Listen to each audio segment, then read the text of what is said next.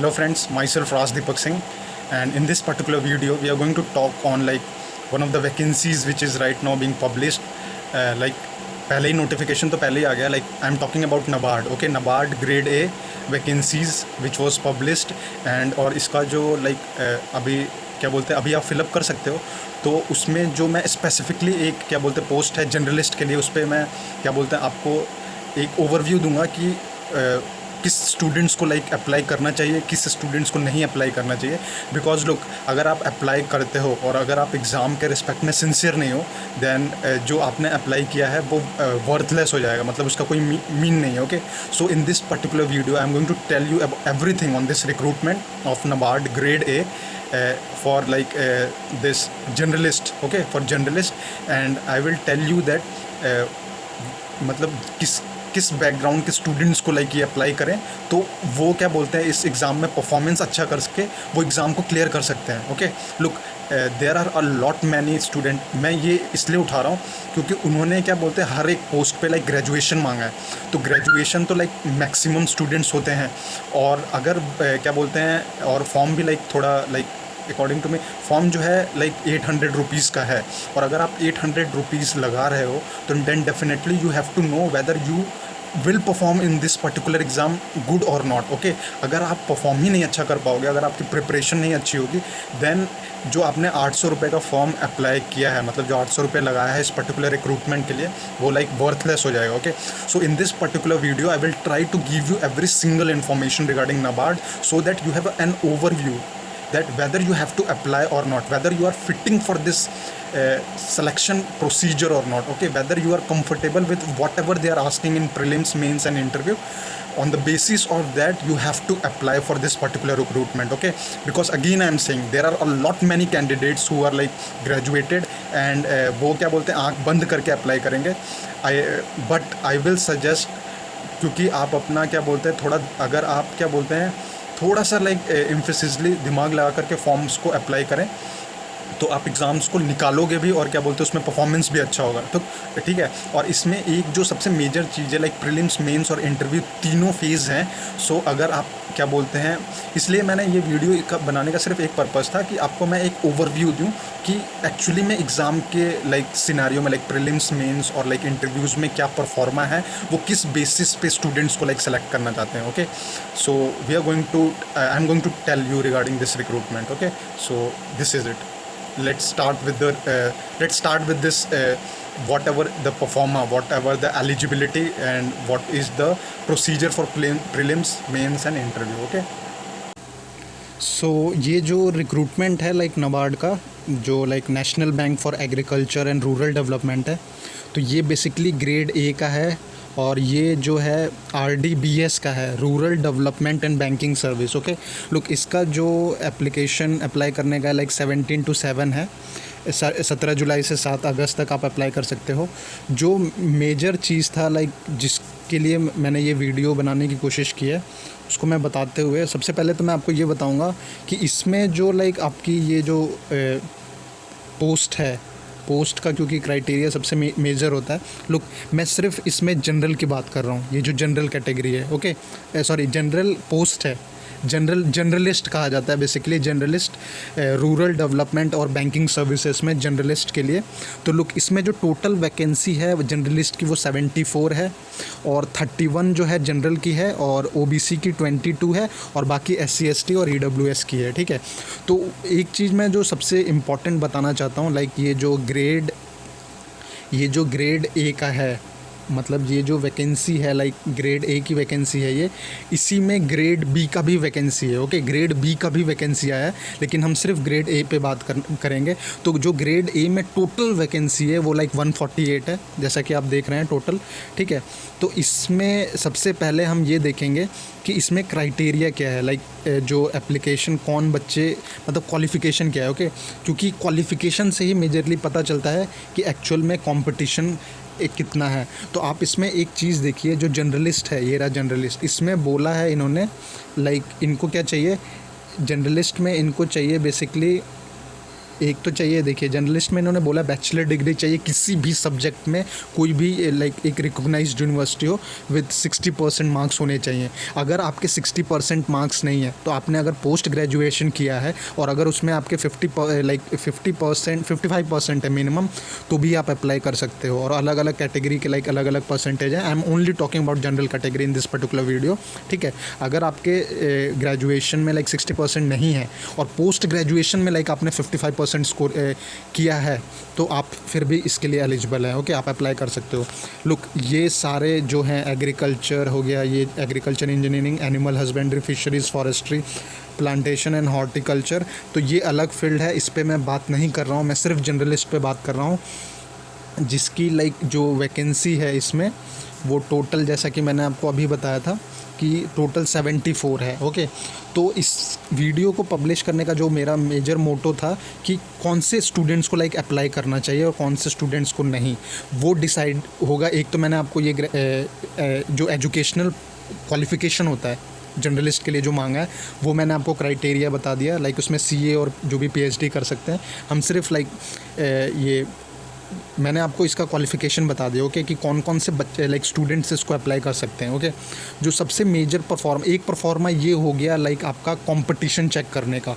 Look, हमेशा pro forma देखना चाहिए कि कंपटीशन कहाँ से हमें कंपटीशन मिल रहा है, कौन से बच्चे इसमें अप्लाई करेंगे। तो एक परफॉर्मा तो यहाँ से डिसाइड होता है कि एजुकेशनल क्वालिफ़िकेशन क्या मांगी गई है, ओके।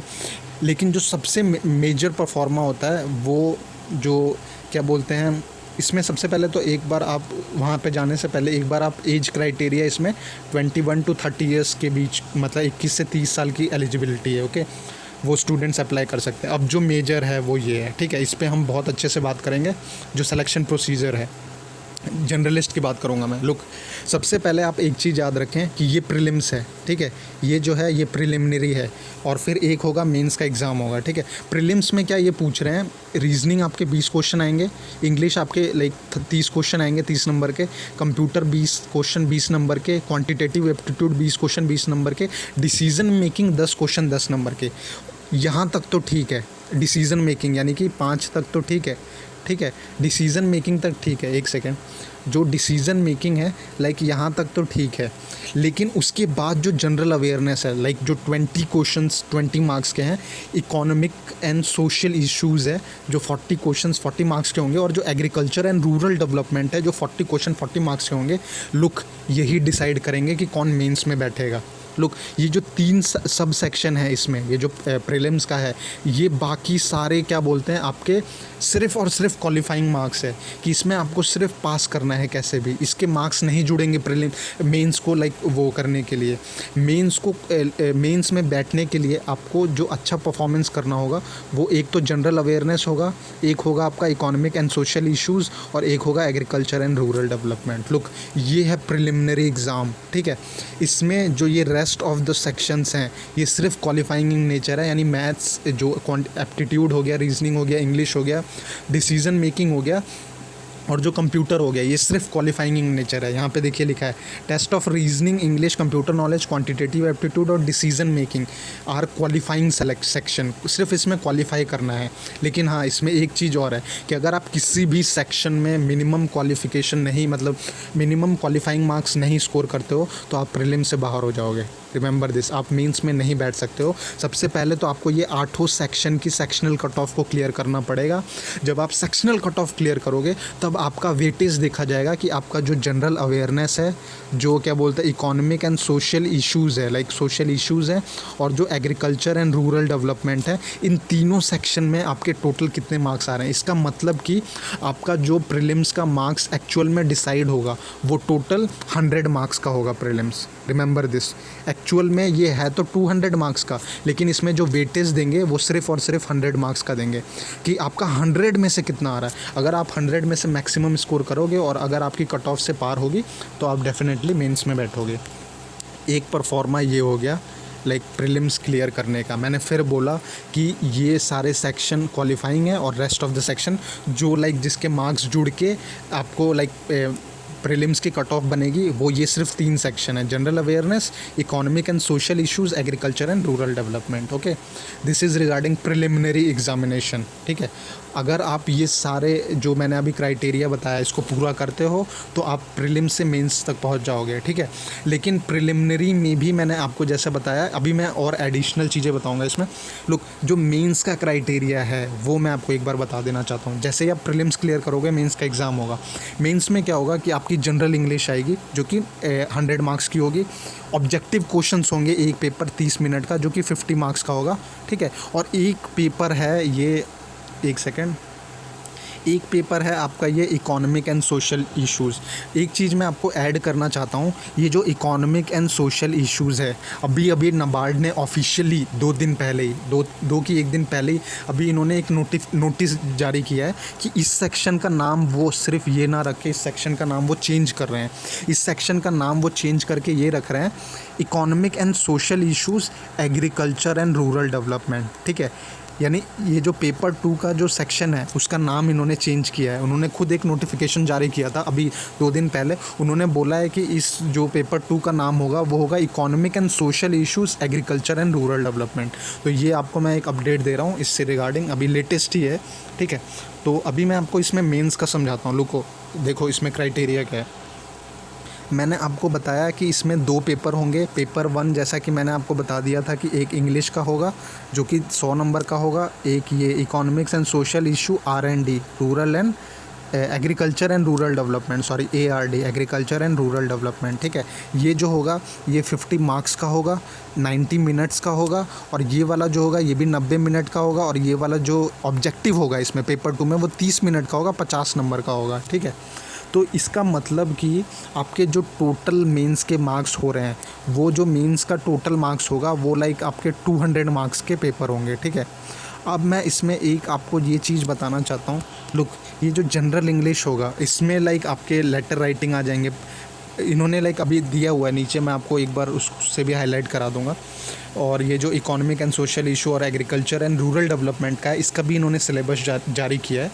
मैं आपको सिर्फ एक चीज़ बताना चाहता हूँ, इस वीडियो को बनाने का सिर्फ एक पर्पज़ था कि किस स्टूडेंट्स को अप्लाई करना चाहिए, किसको नहीं अप्लाई करना चाहिए। लुक, सिर्फ उसी स्टूडेंट्स को अप्लाई करना चाहिए मेरे अकॉर्डिंग, अगर आप मेरे पूछोगे, जिसका एग्रीकल्चर बैकग्राउंड बहुत स्ट्रॉन्ग है, लाइक जिसको बहुत अच्छी नॉलेज है एग्रीकल्चर डिपार्टमेंट की।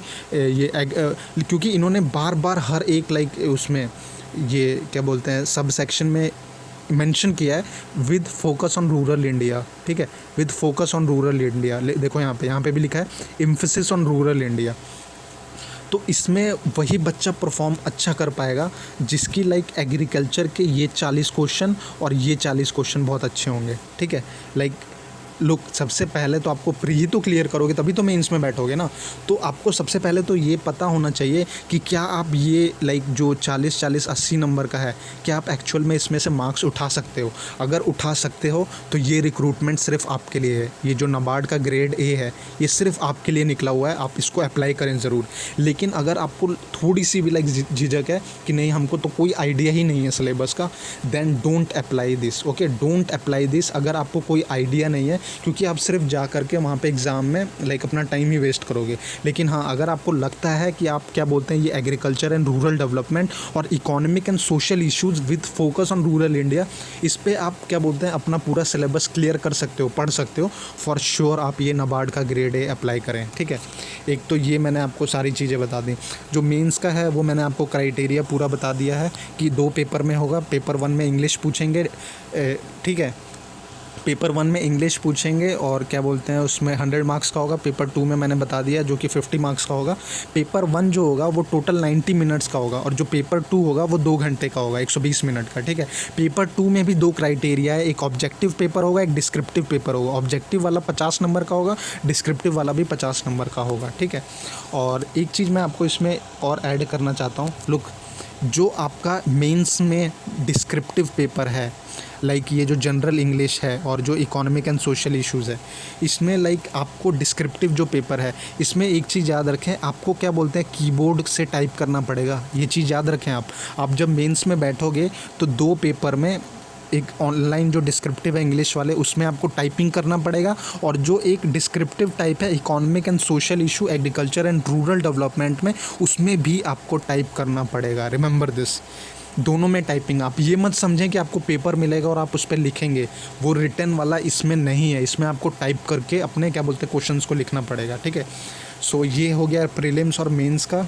जनरलिस्ट की मैंने आपको पूरा एक आइडिया दे दिया है कि कौन से स्टूडेंट्स को अप्लाई करना चाहिए। अगेन आई एम सेइंग, जिनका एग्रीकल्चर एंड रूरल डेवलपमेंट बहुत स्ट्रॉन्ग सब्जेक्ट है और इकोनॉमिक एंड सोशल इश्यूज़ बहुत स्ट्रॉन्ग सब्जेक्ट हैं, वही अप्लाई करें, ठीक है। अब मैं आपको एक सिलेबस शेयर कर देता हूँ इसका।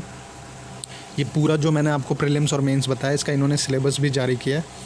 उससे पहले लुक, ये रहा सिलेबस आपका। ये इंग्लिश का है, इसमें ऐसे कॉम्प्रिहेंशन ऐसे प्रिसीज राइटिंग पूछ सकते हैं वो। फिर बिजनेस एंड ऑफिस कॉरस्पॉन्डेंस से रिलेटेड कुछ कॉम्प्रिहेंशन देंगे और उससे रिलेटेड क्वेश्चंस होंगे। The paper on English shall be framed in a manner to assess the writing skills including expression and understanding the topic. इसका मतलब कि इंग्लिश में वो ये पेपर इसलिए लेना चाहते हैं, वो आपकी स्किल्स को देखना चाहते हैं कि आप कितना अच्छा सोच करके लिख सकते हैं, बस, ठीक है। इंग्लिश में यही होगा। और पेपर 2 में जैसा कि मैंने आपको बताया कि ये पूरा सिलेबस है आपका, economic and social issue agriculture and rural development, जो कि इन्होंने ये नाम दिया है पेपर 2 का। लुक, इसमें जो आपका एक वो है इकोनॉमिक एंड सोशल इश्यूज़ है, उसका पूरा ये सिलेबस है। एग्रीकल्चर एंड रूरल डेवलपमेंट का ये पूरा सिलेबस है। मैं बस इतना कहूँगा इसमें कि आप ये सिलेबस को देख लें पूरा, ठीक है। रूरल डेवलपमेंट का ये पूरा सिलेबस है, तो ये एक्चुअल में जो जिसके लिए आपको प्रिपरेशन करनी है एग्ज़ाम में, वो ये पूरा सिलेबस है, ठीक है।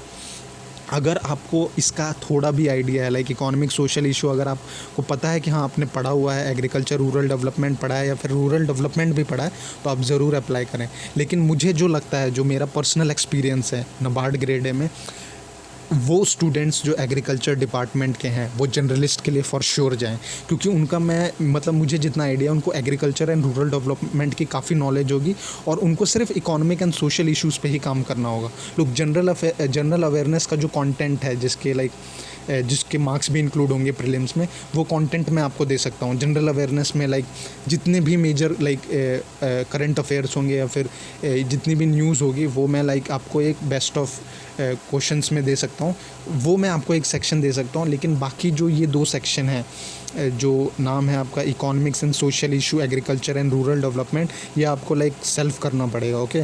सो इसका आप एक चीज़ को क्या बोलते हैं कंसिडर करें ज़रूर कि ये 3 सेक्शन है।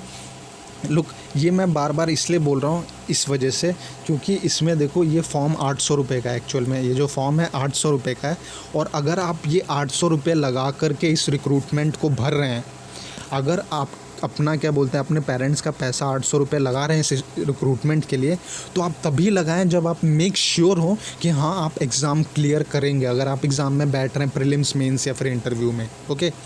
लुक, एक चीज़ मैंने आपको इंटरव्यू का इसमें नहीं बताया है, वो मैं बता देता हूँ कि इंटरव्यू भी इन्होंने 50 मार्क्स का दिया है।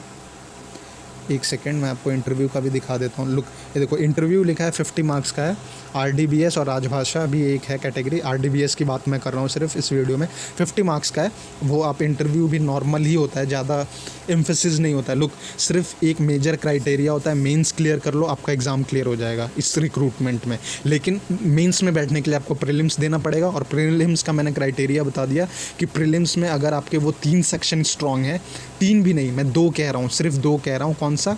एक ये इकोनॉमिक एंड सोशल इश्यूज़ और एक एग्रीकल्चर एंड रूरल डेवलपमेंट। अगर आपका ये स्ट्रॉन्ग है तो आप फॉर श्योर ये एग्ज़ाम क्लियर कर जाओगे ग्रेड ए का, ठीक है। एक चीज़ मैं आपको इसमें लास्ट में ये बताना चाहूँगा, वाइंडिंग अप करने से पहले मैं आपको लास्ट में ये बताना चाहूँगा, यस ये वाला।